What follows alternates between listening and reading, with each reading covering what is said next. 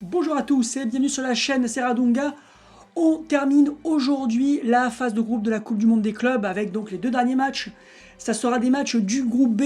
Hier, on a vu la fin du groupe A avec la qualification du Bayern Munich et du Real Madrid. Alors le Bayern a fini premier, donc il affrontera le deuxième du groupe B. Donc on connaîtra les demi-finales à la fin de cette journée. En tout cas, on va regarder le match Tunis Boca Junior. Alors, l'enjeu de ce match est la qualification pour Tunis, parce que Boca Junior est déjà éliminé, vu qu'il y a déjà deux équipes à 4 points. Tunis est très bien parti pour se qualifier. En cas de victoire ou de nul, c'est la qualification.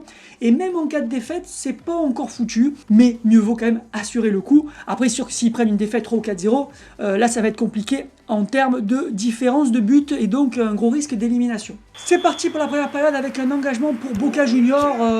Boca Junior pourrait à la rigueur aller gratter la 3e place si Manchester perd, qu'ils gagnent et que la différence de but ils arrivent à passer devant pour après disputer le match de la 5e place. Voilà, c'est le mieux qu'ils peuvent espérer, mais ils sont bien partis pour disputer le match de la 7e place.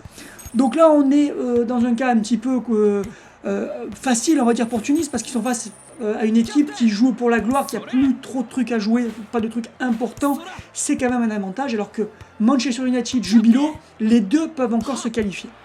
Alors attention aussi, il ne faut pas finir deuxième de ce groupe, parce que être deuxième de ce groupe, ça veut dire affronter Bayern Munich. Très compliqué aussi. Donc là, les 3 équipes en tête peuvent finir première du groupe. C'est aussi un enjeu. Donc là, je pense que Tunis, ils sont à la cool, mais ils vont quand même essayer de gagner pour finir premier. Et pour jouer contre le Real, c'est pas un bon tirage le Real, mais vu la forme actuelle du Real, c'est quand même pas mal. C'est mieux que le Bayern. Allez, là on va voir avec Diaz justement qui s'illustre un petit peu, mais non, il suffit que je le dise, pour qu'il perde le ballon. Et Rabou Madje qui fait une belle compétition aussi. Avec, je crois qu'il a 2 buts aussi, Rabou Madje d'ailleurs. Attention là justement, Rabou Madje qui va faire un retour acrobatique, repoussé par le gardien. Oui, Rabou Madje aussi est à 2 buts, je l'ai oublié tout à l'heure. Donc il y a 2 joueurs qui pourraient revenir sur Schneider. Attention là c'est ICM qui fait le retourner, mais intervention du japonais Igawa qui va bien aider le gardien. Et donc grosse pression là de Tunis, on voit qu'ils sont là pour gagner le match, pas du tout pour la jouer cool. Ils ont quand même la chance de passer dans ce groupe, alors que c'était pas du tout les favoris. Et même peut-être de finir premier. Donc ils vont pas lâcher l'affaire, les champions d'Afrique. Avec Ali, attention Ali, qui va faire un centre, encore retourné acrobatique, repoussé de justesse. Là, attention là, je pense que le gardien est sur le point de craquer. Là, il se fait 3 harcelés de tous les côtés. Rabou Madje à nouveau, retourné acrobatique, attention, et ça y est, il craque.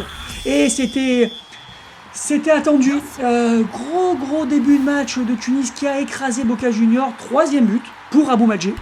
Donc il fait une très belle compétition, Rabou Madje. Bravo à lui. Et on va voir si Tunis va enfoncer le clou rapidement ou si Boca arrive à contre-attaquer avec Diaz justement là, qui fait des dribbles. Attention là, il y a 2 défenseurs sur lui. Il tente de slalomer, il est passé et ça part en touche. Dommage, il était passé. Dommage pour Boca, mais le match ne fait que débuter. Donc tout est encore possible. Et là, Tunis, pour l'instant, qui est bien parti pour être premier. Alors, gagner le match ne les garantit pas d'être premier, ça va être à la différence de but. Donc il faudra voir aussi ce que fait Jubilo Iwata, mais Jubilo Iwata joue contre Manchester United. Donc une grosse équipe, même si leur début de compétition a été un peu compliqué suite à ce but contre leur camp. Mais ça sera dur pour Jubilo de marquer beaucoup de buts. Donc on va dire que tout le scénario de ce groupe qui est un petit peu compliqué donne quand même un gros avantage à Tunis en termes de qualification et même de première place. Même si mathématiquement il n'y a aucune garantie. Allez, peut-être que Diaz qui est passé pour une fois. Tevez retourne acrobatique. Peut-être l'égalisation. Non, le gardien repousse. Tevez à nouveau. Non, il n'arrive pas à reprendre le ballon. Et c'est Ndiaye là qui récupère le ballon, le gardien qui relance. Et ça repart sur une contre-attaque côté Tunis. Rabou Madje et Issem, très bon duo d'attaquants. On le voit depuis le début de cette compétition. Rabou Madje, non, qui perd le ballon. La belle interception côté argentin. Mais ça a été vite trop perdu. Avec Rabou Madje qui est tout seul. Oui, il passe en puissance. Attention, peut-être une occasion de tir. Remise dans l'axe, mais le ballon est perdu. Ça se bat quand même à côté Boca Junior. Ça lâche pas l'affaire. Avec Tevez qui remet derrière. Allez, ça repart avec Diaz encore. Mais qui perd le ballon tout de suite. C'est dommage. Attention, une frappe. Frappe de loin de Ali. Peut-être la surprise là qui... Non, le gardien capte le ballon sans difficulté. Sur ce tir de très loin. On approche de la fin de la première période. Toujours 1-0 pour Tunis, qui a un peu baissé le pied là, qui n'a pas réussi en tout cas à tenir le rythme de ce début de première mi-temps impressionnant. Et là, dernière occasion certainement avant la mi-temps pour Boca Junior, et non, Diaz ne saura pas aller bien loin. C'est dommage, et là, oulala, cafouillage, ça part en touche. Avec Rabou Madje, qu'on a plus beaucoup vu, il a tenté, voilà, il perd le ballon encore face à Igawa. Dommage encore que Boca Junior ait pris l'eau dès le début du match. Là on voit qu'il tient bien le coup. Rico Elme aussi. Et c'est la mi-temps.